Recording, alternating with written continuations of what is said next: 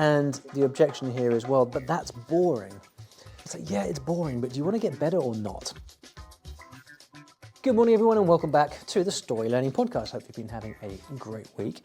I've been having a really interesting time with language learning recently, as I mentioned in a previous episode. I'm looking forward to telling you all about that, but I hope your language learning is going well and that you're enjoying it, because that's the whole point.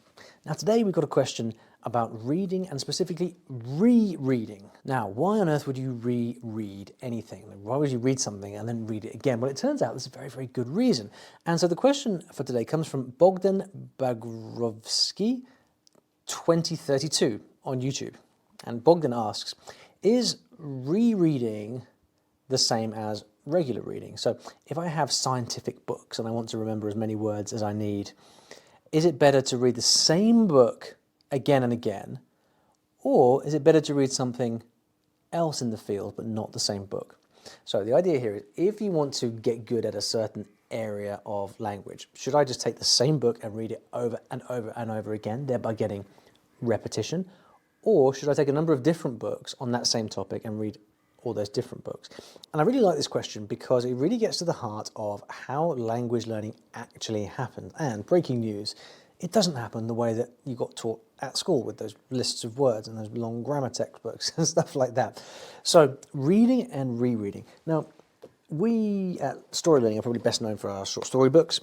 And at the beginning of each of the books is something called the 6-step reading process. And I often get emails about my books saying specifically, Ollie, I really liked the 6-step reading process at the beginning of the book. It's just 2 pages. It's not very much, but it shows you the best way to read if you are wanting to learn a language through reading and if you are still getting to grips with reading. And specifically, a lot of what I talk about in there is the power of repetition, because people tend to, when they read, they tend to go into intensive study mode, right? So they start reading a book or a chapter and they get to the end of the first sentence and they realize there's a whole bunch of words I didn't understand. So what they do is they go back and they start to look up words in the dictionary, and before you know it, an hour has passed and you've looked up like 100 words and you haven't got past the first page. That's no good. And so then people hear, okay, well, you have to do extensive reading, which means you have to kind of read as much as possible and then you will learn by osmosis. And so they read and they read and they read and they read and they read, but then they wonder why nothing goes in. So you've swung the pendulum from one end to the other. So what do we actually want to do here? And in Bogdan's case, he's got these scientific books that he wants to read. I'm going to assume here that he wants to get good at his particular area of expertise. What should he be doing? Like reading the same book over and over, or reading lots of other books?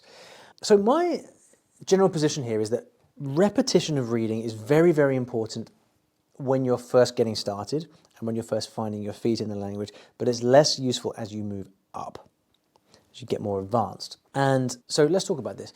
When you are first getting started, there's a lot of stuff you don't understand, and one of your big jobs is to get used to the way that the language works. And there's so much you don't know that every time you move on to something new, it's just like wiping the slate clean and starting from the beginning.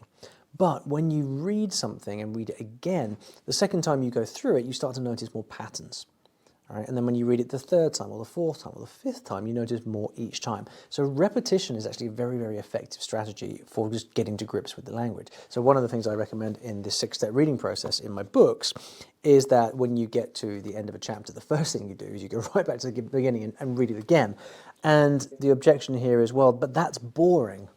It's like, yeah, it's boring, but do you want to get better or not? And it's by going back and reading that again that you're going to start to notice more things. And it is the noticing that is one of the key things with language learning. It is your ability to spot new things that you hadn't seen before or didn't know before. Spot that stuff by yourself, because when you can do it by yourself, you don't need people like me telling you what to do, because you're off to the races. Okay. So at the beginning, when you're first getting used to reading, what you're trying to do is just develop this stamina, developing the ability to read, enough general knowledge, just enough general facility with the language to be able to handle it and get used to it. But as you get more advanced, it changes a little bit, because the more advanced you get in a language, the more you have to learn, and it's an exponential curve. With every language level that you move up, I like to say that it takes about twice as long as the level before that. So B2 takes twice as long as B1, C1 takes twice as long as B2, and so on and so forth. which means one of the key things that we've got to do as we get more advanced in a language is read as widely as possible. Because quite simply, if we don't read as widely as possible, we ain't never going to get nowhere. That's some quality grammar right there. Do you know what I mean? If you don't read widely, you're never going to encounter enough language to learn enough stuff to improve in the first place. So we need to read more widely. And so this gets us to a concept called narrow reading. I first encountered this from the great Stephen Krashen. And narrow reading is the concept of reading multiple books by one author or multiple books around the same topic. So we're not reading the same book over and over again. We're also not just reading lots of random stuff all over the place, but rather we are reading around the same topic or by the same author, because that way a lot of it's going to be familiar, and you get that same familiarity that you would get from rereading a book, except you get it from material that's actually new. And this is just more effective over the long run because you're going to encounter a lot more stuff and you're going to learn faster. So the answer to Bogdan's question essentially is, when you're a beginner, you want to reread a lot of material, but as soon as you start to get more advanced around the intermediate level, you want to start reading in themes, narrow reading in themes or by the same author. And that's going to help you both get that repetition in there as well as encountering enough new material to keep learning. Now, what should you do when you are rereading or when you're reading around a different topic? Essentially, the strategy doesn't change. I mean, the major thing to be aware of with reading is that you don't want to read intensively, right? You don't want to be looking up every single new word. You want to cover as much ground as possible. That's key. So the magic formula is essentially step one, you find something that is of interest and at your level as much as possible. And then step two, you try to read the whole thing through. And whether you're kind of rereading it or reading something new, you just don't want to stop and look things up. A technique that often gets talked about, and I'm a big fan of, is simply reading with a pencil or a pen.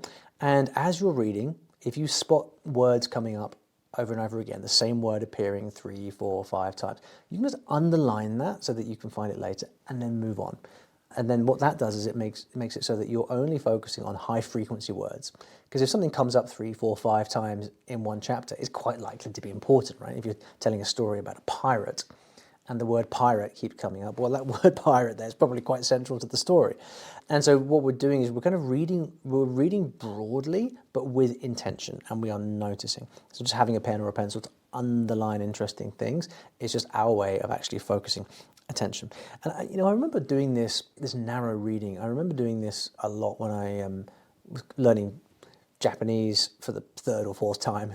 And I started, it was back in like 2016, 17, and I was really into language acquisition at the time. And I decided to read in Japanese about language acquisition. And it was fantastic because with every different paper that I read, every article that I read, we used the same technical terms. And they are quite technical terms, but they would keep coming up over and over and over again. And it was brilliant because I was just able to indulge my interest in the language and in the topic while also picking up vocabulary. And it was just very useful. Now, whenever you are setting out to do something like this, let's say, okay, well, I want to read 5 books on this one topic, or I want to read this one book 10 times because I know that's going to reinforce lots of things. We always want to work from the principle of setting goals, intentionally saying, okay, I want to do this, this is the result I want, this is how I'm going to do it, and these are the things I need to do every day in order to get there. And I have a free language goal planner that helps you do exactly this. It helps you it guides you through the whole process of setting language goals and then tracking your progress so you can stick to those goals and get results. This little bit of intentionality can really make a difference. So if you'd like to get the StoryLearning Language Goal Planner, you can simply look for the link in the description. There may or may not be a QR code on the screen. I'm not sure if we're doing that yet with these videos. If not, we will be soon, and you can grab that for free. So I hope that gave you some inspiration for reading, rereading, or narrow reading. Take your pick. Thanks for listening, and I'll see you back in the next episode of the podcast.